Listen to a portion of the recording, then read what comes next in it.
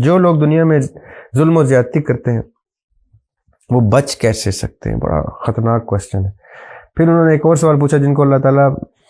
ویسے ہی معاف کر دیتے ہیں وہ کیسے لوگ ہیں، اور وہ کیسی ادا ہے جس کو دیکھ کر اللہ تعالیٰ ویسے ہی سب کچھ معاف کر دیتے ہیں؟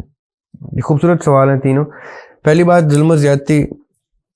معاف کرنا یا سزا دینا یہ صرف اور صرف اللہ تعالیٰ کا پروگیٹو ہے کہ وہ کس کو معاف کریں گے، کس کو نہیں معاف کریں گے۔ لیکن آپ نے یہ مقدر پہ انسان کا اختیار والی ویڈیو بھی آپ نے بھی دیکھنی ہے، کیونکہ اس میں سوال یہ پوچھا گیا تھا کہ اگر کوئی شخص کسی کو قتل کر دیتا ہے تو وہ تو کہتا ہے کہ بھائی یہ تو میرے مقدر میں لکھا ہوا تھا، میری تقدیر میں لکھا ہوا تھا، تو میرے تو ہاتھ سے قتل کرایا گیا۔ کہ جو زیادتی، جو ڈفرینسز ہمارے مین ٹو مین ہیں، یعنی حقوق العباد سے تعلق رکھتے ہیں، اللہ تعالیٰ وہ حقوق العباد کی معافیاں انسان تک ہی محدود رکھتے ہیں۔ مثال کے طور پہ میں نے کسی شخص کے ساتھ زیادتی کی ہے اور میری موت ہو چکی ہے، میں نے اس سے معافی نہیں مانگی ہے، مجھے اس کی دنیا میں سزا نہیں ملی ہے، تو وہ شخص مجھے اللہ تعالیٰ کے کٹہرے میں، اللہ تعالیٰ کی عدالت میں مجھے کٹہرے میں کھڑا کر دے گا کہ اللہ اس نے میرے ساتھ زیادتی کی تھی۔ So either that person can forgive me or I can forgive that person or I get punished۔ اللہ تعالیٰ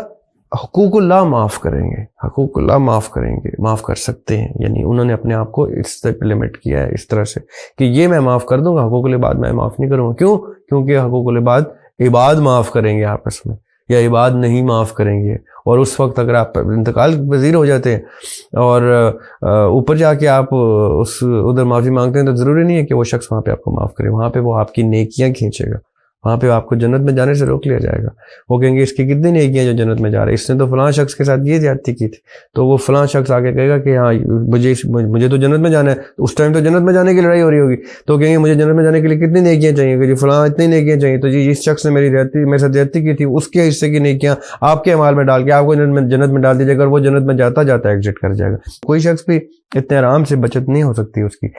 جو ادائیں یا جو باتیں اللہ تعالیٰ، آپ نے کوشچن کیا دوسرا کہ ایسی کون سی ادا ہے،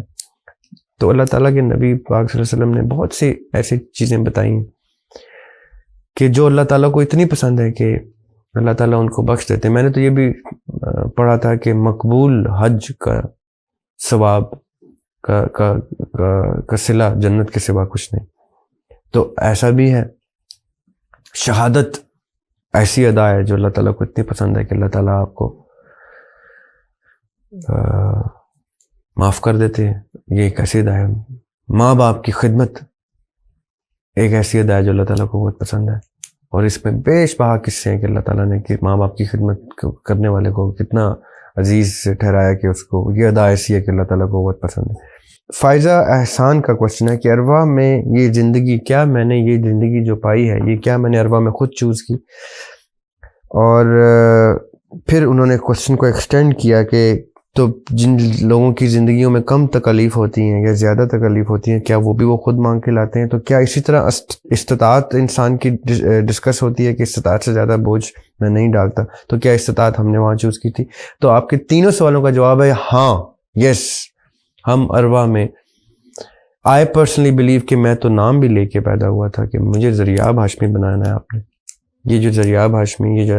عدیم ہاشمی کے گھر میں مجھے تیسرے نمبر پہ بھیجیے گا۔ کیوں؟ کیونکہ میں یہ سیٹ آف نالج لے کے اس دور میں آپ کی خوشنودی کے لیے انشاءاللہ یہ کچھ کروں گا۔ پرپز آف لائف کا جو ویڈیو یہ ضرور دیکھیے گا، اس میں میں نے یہ بات ڈسکس کی ہے کہ ہم ارواح میں یہ ڈیسائیڈ کر کے آتے ہیں، یہ وعدہ کر کے آتے ہیں، یہ پوچھ اور ڈسکس کر کے آتے ہیں اللہ تعالیٰ سے کہ میں نے زندگی میں، دنیا میں آ کے اس زندگی کے ٹائم لمٹ کے اندر آپ کی خوشنودی کے لیے فلاں فلاں کام کروں گا۔ یہ پھر ہم یہاں آ کے بھول جاتے ہیں، یہ بھولنا بھی ضروری ہوتا ہے، لیکن اللہ تعالیٰ مختلف اشاروں سے ہمیں ہماری یاد دہانی کراتے ہیں۔ ڈیجا ووز، پریمونیشنز، خواب،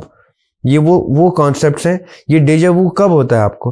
کہ جب آپ کو ارواح کی باتیں یاد آتی ہیں، جب ارواح میں آپ نے جو وعدے کیے اور ارواح سے دنیا میں آتے آتے اس ڈائمینشن شفٹ میں جو آپ کی انٹری ہوتی ہے، ہماری جو ارواح ہیں، ہماری جو روحیں ہیں، ہماری جو سول ہے، اس کا ایک اپنا انٹلیکٹ ہے۔ یہ آج ہم چیپٹر 2 میں ڈسکس کریں گے کہ ہمارے کانسٹیٹیوئنٹس کیا ہیں ہماری باڈی کے۔ ارواح کا اپنا انٹلیکٹ ہے، ارواح کو سرٹن چیزیں یاد رہتی ہیں۔ یاد اصل میں ارواح کو سب کچھ رہتا ہے۔ مسئلہ یہ ہوتا ہے کہ ہم جب دنیا میں آتے ہیں تو ہم ایک قید میں آتے ہیں, ایک چائلڈ بن کے آتے ہیں with zero set of knowledge, ایک کلین سلیٹ کے ساتھ آتے ہیں, اور پھر ہم نے آہستہ آہستہ آہستہ آہستہ نالج ایکوائر کرنا ہوتا ہے, ڈیفینیشنز سمجھنی ہوتی ہیں, لینگویجز سمجھنی ہوتی ہیں, اور جب ہم ڈیفینیشنز اور لینگویجز سمجھ کے تجربہ اور تجزیہ کرتے ہیں تو ہمیں پکچرز بننا شروع ہوتی ہیں, پرسیپشن ڈیولپ ہوتی ہے. تو اروا تو اتنے ایڈوانس لیول پہ ڈسکشن کر چکی ہے کہ وہ نالج ٹرانسلیٹ ہوتے ہوتے وقت لگتا ہے. کئی لوگ اسی لیے میڈیٹیشن میں چلے جاتے ہیں, جو ہم نے پچھلے کوشچنس کے ایڈریس میں کوشچنس کو ایڈریس کرتے ہوئے کہا نا کہ ایرسٹوٹل نے کیا کہا تھا فلاں نے, یہ میڈیٹیشن میں لوگ جاتے ہی اس لیے کہ وہ اروا کا نالج, اسپرچل کنیکٹیوٹی اتنی لے ہیں اپنی سول کے ساتھ کہ وہ اروا کا وہ انٹلیکٹ جو اس وقت عالم اروا میں تھا وہ انٹلیکٹ ریوائیو کریں, اس کو ٹرانسلیٹ کریں in the languages that we understand, اور پھر اپنے پرپز آف لائف کو یاد کر کے کہ میں کیوں آیا تھا, میں کیا وعدہ لے کے آیا تھا, اور ہم اس کے اوپر جڑ جائیں. Those who manage to do it or those جن کا ہم ذکر کر رہے تھے, جو تصوف کے زمرے میں فال کرتے ہیں, جو اولیاء اللہ, جو اللہ تعالیٰ کے ٹاسکس اپنے اوپر لے کے دنیا میں بار بار چکر لگاتے ہیں لوگوں کی مدد کے لیے, اللہ تعالیٰ کی خوشنودی کے لیے بہت سے ٹاسک اپنے اوپر لیتے ہیں. یہ وہ لوگ ہیں جنہوں نے اپنی اسپرچل کنیکٹیوٹی سے اپنے اسپرٹ, اپنے سول کا جو انٹلیکٹ ہے, ناٹ اسپرٹ, سوری اسپرٹ ایک اندر کی ورڈ ہے, وہ بھی ہم ڈسکس کریں گے, اپنی اسپرچل کنیکٹیوٹی سے سول کا انٹلیکٹ ایکوائر کیا, اور جو اروا میں کیے ہوئے وعدے تھے, جو اروا میں جو ان کا انٹلیکٹ تھا, جو ان کی یاد دہانی تھی, وہ انہوں نے ٹرانسلیٹ کیا اپنی انڈرسٹینڈنگ میں, اپنی پرسیپشن میں, اور اس کے اوپر زندگی ڈیووٹ کر دی. It is that simple. تو yes, the answer to your question is کہ ہم اپنی مرضی سے آتے ہیں, اپنی مرضی سے زندگی چوز کرتے ہیں, اپنی مرضی سے تکلیف اپنے اوپر لیتے ہیں, اور اپنی مرضی سے اپنی استطاعت وہاں پہ ڈیولپ کرتے ہیں کہ میں یہ بھی کر جاؤں گا اس وقت, مجھے آپ بھیجیں, میں یہ بھی کر جاؤں گا. یہاں پہ آ کے ہم چھوٹی سی تکلیف آتی ہے تو ہم کہتے ہیں اللہ میاں اتنی تکلیف تو نہیں دے دی, تو اللہ میاں اللہ تعالیٰ آپ کو آپ کی استطاعت سے زیادہ بوجھ نہیں دے رہے, نہ وہ دیتے ہیں. اٹس جسٹ دیٹ آپ اپنی استطاعت کو جانتے ہی نہیں ہیں, آپ اپنی استطاعت کو سمجھے ہی نہیں ہیں, آپ نے اپنی استطاعت بھلا دی ہے. آپ اپنی استطاعت کو ڈیولپ تو کریں, استطاعت کے معنی کو تو پہنچیں, اس کی گریوٹی کو سمجھیں کہ استطاعت کہتے ہیں کسے. اس کے بعد آپ کو پتہ چلے گا آپ کو تو استطاعت سے 10% بھی آپ کو بوجھ نہیں ملا. آپ نے تو بوجھ اپنے اوپر لینے کا سوچا ہی نہیں ہے. بوجھ لینا سوچیں تو آپ کو پتہ چلے کہ بوجھ کس کس لیول کا لیا ہے آپ سے پہلے, آپ کے ساتھ کے لوگوں نے, اور آپ کے بعد آنے والے بھی لوگ وہ بوجھ اٹھائیں گے, اور بڑے فخر سے اٹھائیں گے.